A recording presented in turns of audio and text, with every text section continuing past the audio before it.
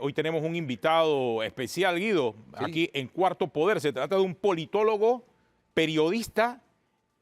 Vamos a ver un poco acerca del tema de los partidos políticos y su crisis. Y su crisis en Latinoamérica y en parte del mundo, con Benjamín Fernández Bogado, que nos acompañará después del cambio. Ya regresamos aquí en Cuarto Poder.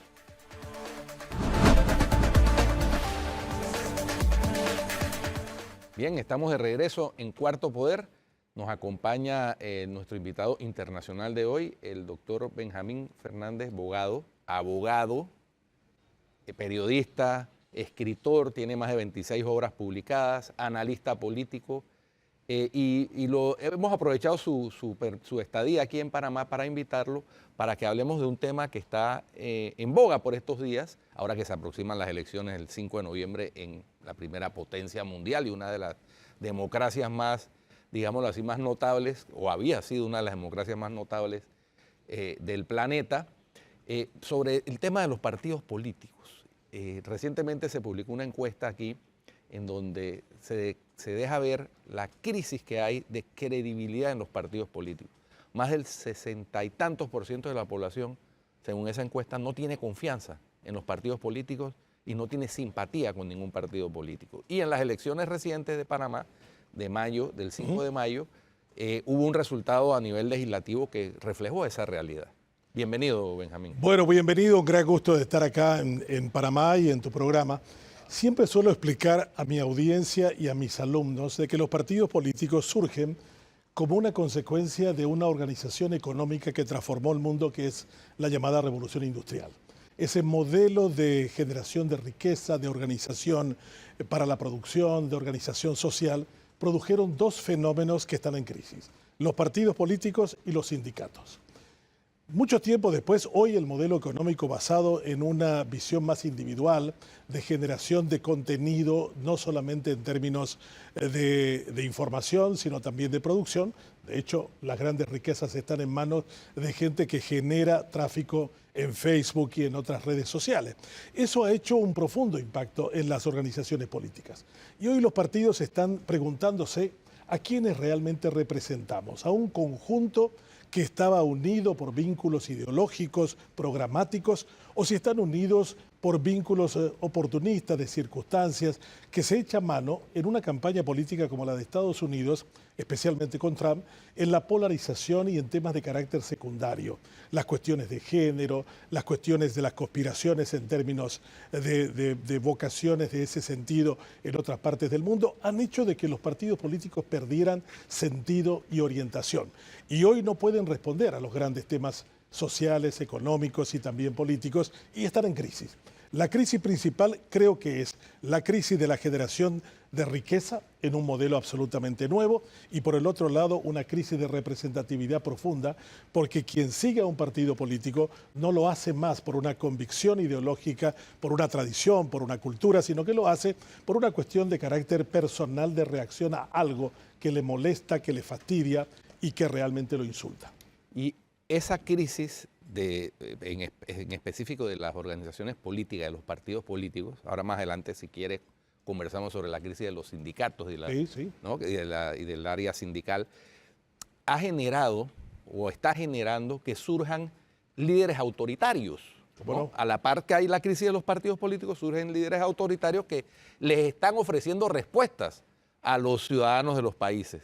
Y tenemos el fenómeno, por ejemplo, en El Salvador de Nayib Bukele, ¿no? En Argentina quizá con un poquito de menos éxito, pero también deja ver un talante autoritario, Javier Milei, pero también hay líderes autoritarios de la ideología de izquierda que permanecen ad infinitum o pretenden permanecer ad infinitum en el poder. El caso de Daniel Ortega, bueno, la dinastía de los Castro en Cuba, recientemente también con el fraude escandaloso en Venezuela. Es decir, ¿hacia dónde va la sociedad en Latinoamérica en particular con estos fenómenos que se están dando? Pero la democracia es un sistema político de convicciones y de oportunidades. Hay una definición de Jefferson que me gusta mucho repetirla, que es: la democracia es un sistema político de oportunidades donde cada persona tiene que estar segura de que tiene al menos una oportunidad. Y yo creo que las oportunidades hoy son las que no surgen en este modelo absolutamente transformador de la generación de la riqueza. Mucha gente está disconforme, está votando con sus pies. Ustedes aquí en Panamá lo saben, lo conocen. El cruce desde Colombia a Panamá por el tapón del Darién no es solamente de latinoamericanos, sino también es de africanos, es de asiáticos, de gente que está disconforme y está buscando una oportunidad en Estados Unidos con una migración que le causa un tremendo problema a la administración de Biden en este momento y se ha convertido en el eje central de la campaña de Trump. Yo creo que nuestro problema es que los partidos políticos no han comprendido el calado de la transformación económica de los últimos años. Y el Estado sigue siendo gerenciado de la misma manera, con un altísimo nivel de corrupción, con una alta concentración de riqueza. La inequidad que existe en términos de distribución de riqueza en América Latina es superior al África. Nosotros decíamos antes, nos estamos africanizando. Yo creo que los africanos dicen, probablemente cuando hablan de una amenaza o una situación de gravedad, dicen nos estamos latinoamericanizando. Creo que hay temas que están en el trasfondo del problema político. El problema político es lo que se manifiesta, pero lo que no funciona bien es la organización del Estado. Tenemos un Estado latinoamericano muy corrupto en prácticamente todas sus estructuras. En mi país, por ejemplo, el Banco Mundial y el Banco Interamericano reconocen que el 14% del presupuesto se roba. Eso es escandaloso. Estamos hablando de un volumen de dinero notablemente grande y eso pasa también en la Argentina. Lo que pasó con Milei ha sido el hartazgo con un peronismo que ha venido dilapidando recursos y endeudando el país de manera gravosa sin llevar adelante los grandes proyectos. ¿Y qué surgen allí? Las voces autoritarias que buscan un pretexto a quién vamos a odiar.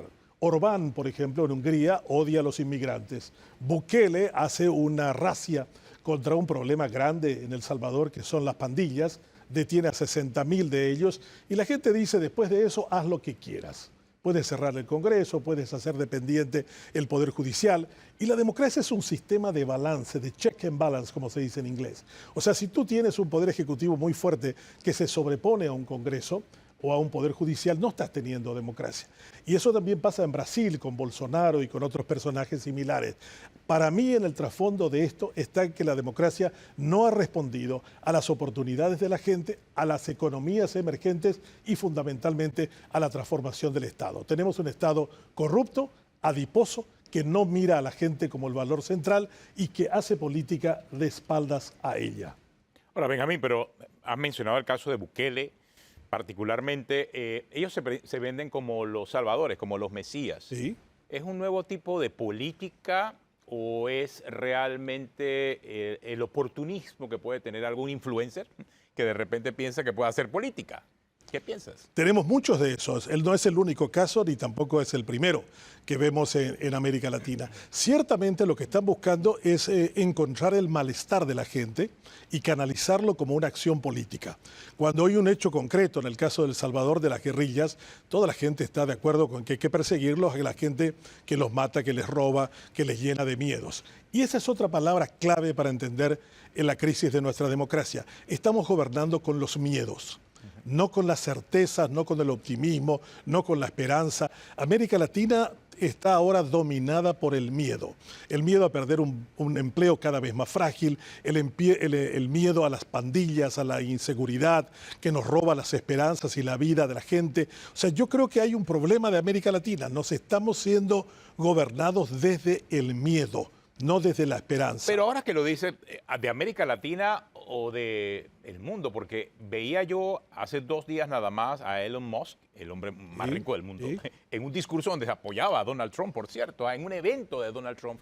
Y él hablaba acerca de que si votaban por Kamala Harris, ella iba a limitar la libertad de expresión en Estados Unidos. Es más, Donald Trump presenta a Elon Musk como el gran guardián de la libertad de expresión del mundo. Entonces, ese elemento del meter miedo se ha vuelto, no sé, una tónica no solamente de América Latina, en Estados Unidos, que a la cuna de la democracia para acá, para Occidente, también es parte de esa realidad que están viviendo los Absolutamente. Acabo de volver de 15 días en el Midwest. Estuve en Chicago, en Milwaukee, en Minneapolis, en Indianápolis y en Michigan, en Ann Arbor y en Detroit. Y lo que he percibido, vine anteayer de Estados Unidos e hice una cobertura completa de lo que esto significa. Y una cosa que me sorprendió, estados que tienen una larguísima tradición de votar demócrata como Minnesota, de hecho el gobernador es el compañero de fórmula de Kamala Harris en este momento, me decían, no sabemos si Minneapolis o Minnesota irá realmente al voto demócrata. ¿Por qué?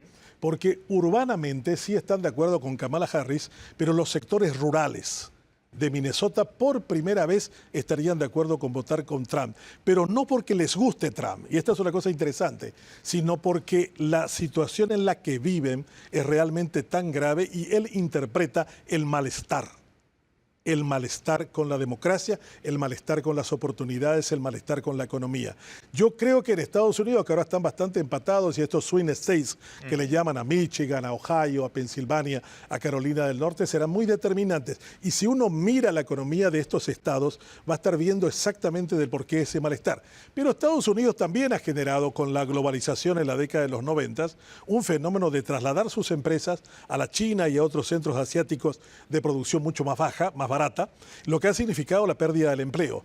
Trump le dice a la gente lo que le molesta, pero ya tuvo la oportunidad en 4 años de demostrar grandes cambios y no lo hizo. Elon Musk es un oportunista, es un rico que juega al capricho de tener una red social y desde allí hace campaña, incentiva a ir en contra del establishment. Hay que recordar que Trump le ofreció ser ministro encargado de terminar con el modelo del Estado norteamericano, achicarlo, disminuirlo, y el otro aceptó. Así que en este momento yo creo que Elon Musk no es más que un propagandista, un difusor y alguien que espera ser ministro de Trump. Claro, pero proporciones guardadas. Es una realidad que está viviendo Estados Unidos, está viviendo América Latina. O sea, esta clase de personajes, porque hablamos de un Elon Musk, el hombre más rico del mundo, pero también influencer. Sí, señor. Al lado de Donald Trump, una personalidad de la televisión que fue también presidente de los Estados Unidos, que es influencer también, en una combinación política, presentando una serie de propuestas para Estados Unidos retadoras para un país que tiene una historia política realmente que ha servido de base para el resto de los países del mundo. Entonces, si está pasando en Estados Unidos, imagínate en nuestros países, ¿no? La democracia norteamericana está en una profunda crisis. Imagínense un partido como el republicano, conservador, tiene de candidato a Trump, que es un outsider del partido, que se impone por sobre el partido y que además de eso tiene 94 cargos criminales perseguidos por la justicia de su país. O sea, ustedes recuerden que Nixon fue republicano. Así es. Y cuando apareció el caso Watergate y estaba a punto de ir al impeachment, él renuncia. Y renuncia de una manera que no sé si la gente recuerda. Dice, renuncio a la institución más querida y respetada de los Estados Unidos, que es la presidencia del país, a la que no puedo someter a la villanía de un impeachment. Sí. Eso pasó en esa oportunidad. Eran otros tiempos. Eran otros tiempos. Otros líderes. Y estamos hablando de un cuáquero, sí, porque Nixon era cuáquero, hablando de esa manera. Hoy tenemos a un Trump que dice, no, de las 2 condenas que me pusieron, cuando yo sea presidente me voy a indultar. Eso lo dice él. Sí, exacto. Claro, o sea que en los casos incluso de la justicia, una cosa muy importante, la historia de Estados Unidos es la historia de un activismo del Poder Judicial muy grande. Los grandes cambios norteamericanos en materia política se dieron por decisiones judiciales. Ahora, sin embargo, el jefe del Ejecutivo le dice a la justicia de su país, miren, no me importa lo que ustedes hagan conmigo y si me encuentran culpable o no, yo me voy a autoindultar. Pero muy al estilo latinoamericano, si te diste cuenta, la condena de Trump, que supuestamente iba a darse en el mes de septiembre, quedó suspendida. Total. A esperar que pasen las elecciones. Muy a lo latinoamericano, ¿ah? Esa es una cuestión. Eso es inédito. No, que la justicia le tenga miedo a la política es sí una cuestión para mí muy preocupante. Claro, imagen la Estados justicia Unidos. no le ha tenido miedo a los políticos y ha tomado decisiones en contra de las visiones políticas. Y eso está muy mal. Bueno, vamos a un cambio y seguimos conversando con nuestro invitado internacional de hoy. Vamos a hablar un poquito del tema de la polarización, que es otro fenómeno que se está produciendo, y la intolerancia que se produce en ese ambiente polarizado. Vamos al cambio y ya regresamos.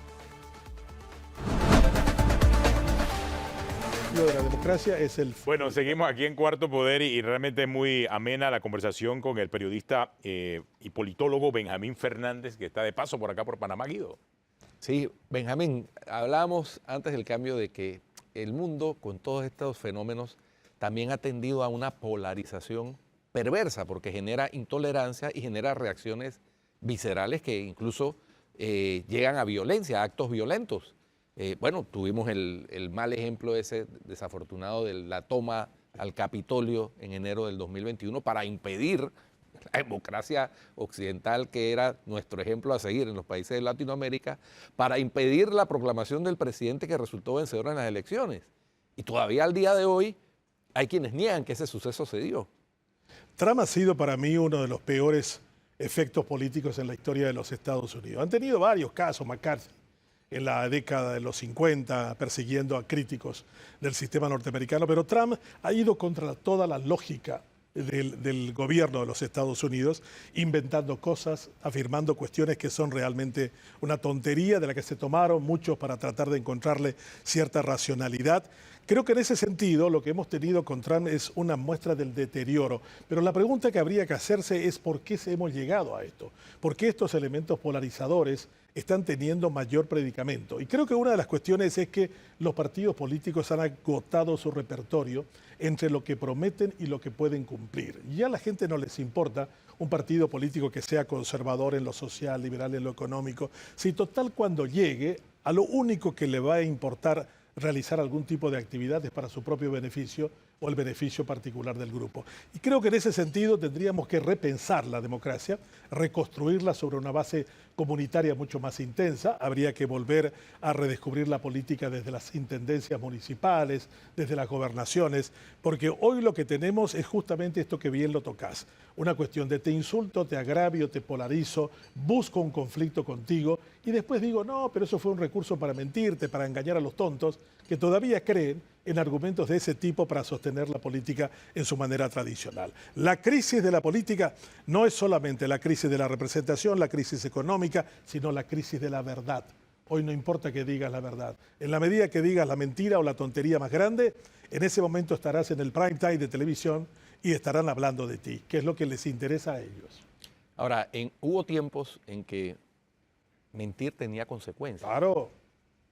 ¿Qué ha pasado con eso? Bueno, Estados Unidos básicamente ha hecho su desarrollo económico sobre no mentir. O sea, las relaciones, los tratos comerciales. Recuerdo una clase en Harvard de un famoso profesor que decía, la mentira en América Latina no tiene ningún costo, es una cosa natural.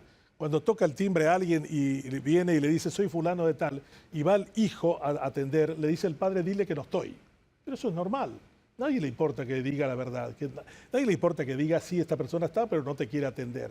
En Estados Unidos la mentira tenía un costo económico, afectaba a las relaciones comerciales, al trato interpersonal. Ahora la mentira es el argumento central detrás de todo esto. Donald Trump no tiene ningún tipo de inconvenientes en decir que todo lo que afirmó fue una mentira y que fueron unos tontos de capirote los que creyeron en ella.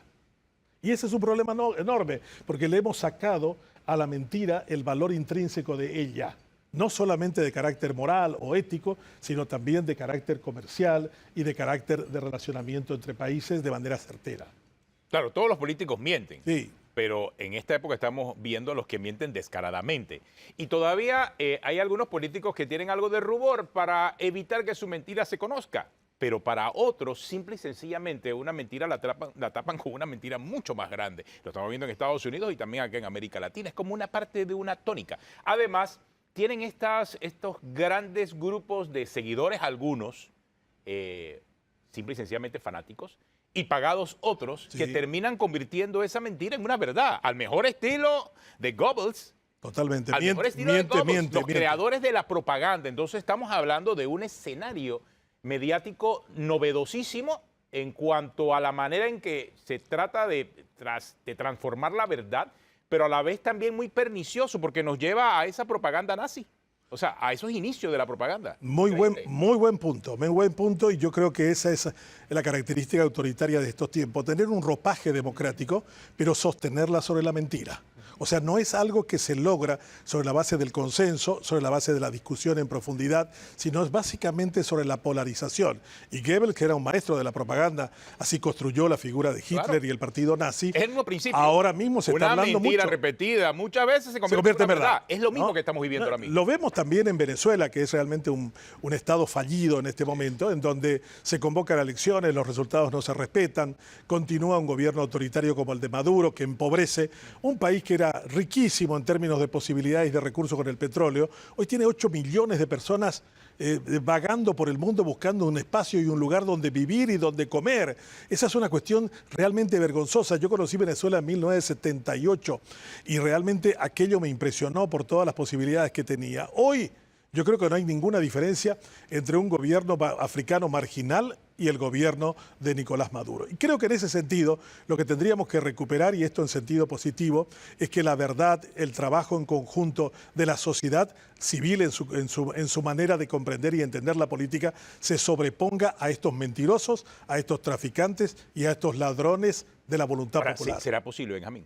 Yo creo que sí. Mientras tengamos esta posibilidad de conversar sobre esto, mientras la gente tenga la posibilidad de decir, sí, yo no estoy de acuerdo con que me mientan, me engañen, estoy viviendo mal desde hace mucho tiempo, no puedo tolerar un sistema de corrupción que se impuso, una situación de inequidad en la que vivo. Cuando tengamos la noción de que eso nos perjudica y que la buena política tiene que volver a rescatarse para hacer lo que originalmente es la búsqueda del bien común, vamos a entender de que realmente esto que tenemos y estos mentirosos de ocasión deben dar un paso al costado y volver a imponer la democracia y la política para la gente.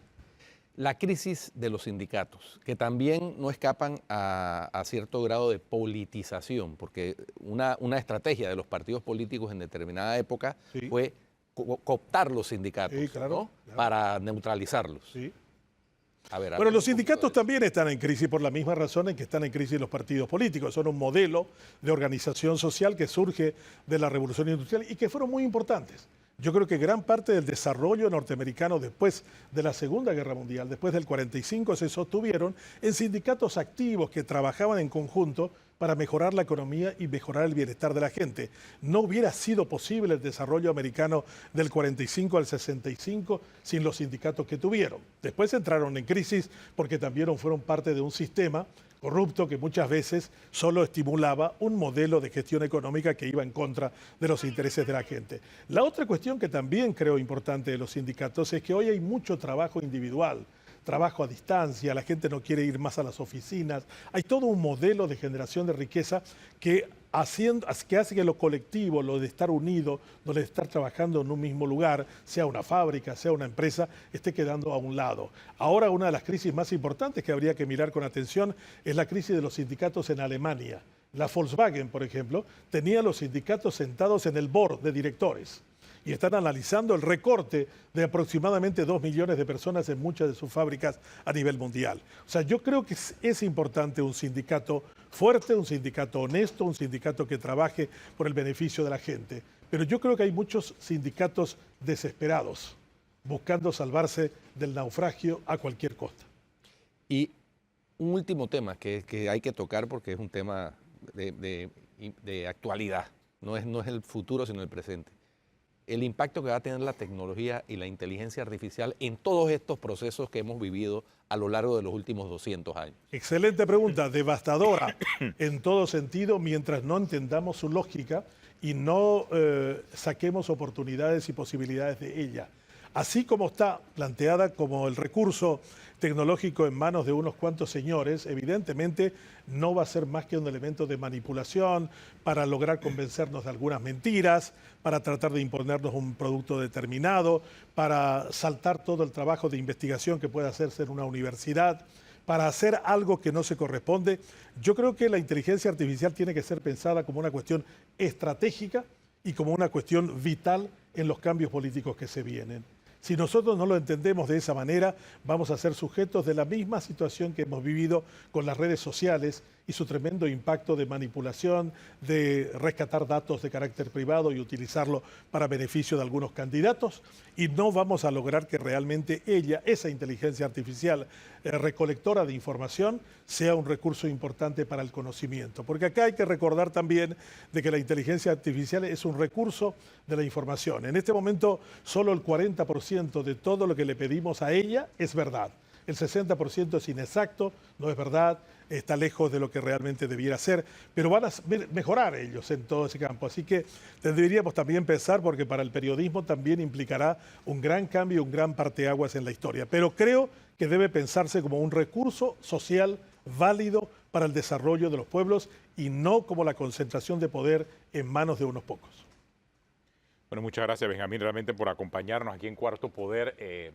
Tu perspectiva acerca del mundo es interesante para nutrir a nuestra audiencia, sobre todo porque tienes, nosotros pues aquí tratamos más que nada temas locales, pero tu visión acerca de lo que está pasando, no solamente en Panamá, sino en América Latina y en Estados Unidos y en el mundo, nos ha ayudado mucho a entendernos y a entender también el camino por el que andamos. Eso que no nos adentramos en las honduras de los conflictos que se están dando actualmente en Europa del Este. Y en Ucrania versus Rusia, Israel con ni el rol de Rusia y el rol de China, en medio de todo lo que está pasando. O si nos están enredando la vida también Rusia y China, porque esa es otra de las teorías, ¿no?, que existen. Sí, voy a estar hablando en una conferencia este mediodía aquí en Panamá sobre ese tema. Así que excelente. Creo que va a estar Guido. ¿Dónde va a ser la conferencia? En el Club de Unión. En el Club Unión. Sí, correcto. Con Guido Rodríguez, que estará por allá también. Ahí estaremos escuchando atentamente, porque Benjamín Fernández, bueno, ha quedado evidenciado, es un excelente periodista. Un excelente periodista, académico, abogado, etcétera, y además que habla con la experiencia y con la vivencia, la lo vivencia. que dice, no es un teórico, no es solo un teórico. Sí. Benjamín, muchas gracias. Gracias a ti, Guido, gracias también a ti, ha sido un verdadero gusto. Y bueno, se nos acabó el tiempo. Si usted sigue en Telemetro Radio, siga con los muchachos del brunch, y en RPC Televisión, El Gordo y la Flaca. Hasta mañana.